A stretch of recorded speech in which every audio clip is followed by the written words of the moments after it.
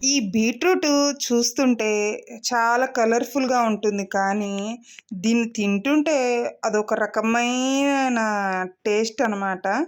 ఎందుకో ఏమో ఇది స్వీట్‌గా అయితే అస్సలుండదు. కానీ అలవాటు చేసుకుంటే మాత్రం ఇది నార్మల్‌గా తినేస్తామనమాట.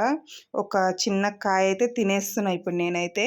ఫస్ట్‌లో అయితే దీన్ని చూస్తేనే అసలు నేను తినేదాన్ని గాదు. కానీ ఇంకా ఇది హెల్త్‌కి మంచిది. అందులోనూ మనకి బ్లడ్స్ లెవెల్స్ అనేది పెంచుతది కాబట్టి, ఇంకా తినడం నేర్చుకుంటా. ఫస్ట్‌లో ఇగో చూసారు గదా! ఇలా తినగానే ఫేస్ చేంజ్ అయిపోతది. ఇక తినగా వేప తియ్యగుండన్నట్టు ఇంకా దీన్ని గూడా నా లైఫ్‌లో ఇది గూడా అలవాటయిపోయింది. ఇంకా దీన్నొక కాయల్లా తినేస్తా.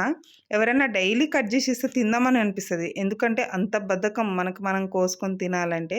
ఇక్కడ చూసారు గదా! నమలడానికి గూడా కష్టంగుంది. ఎందుకంటే ఇది గట్టిగుంటది గదా!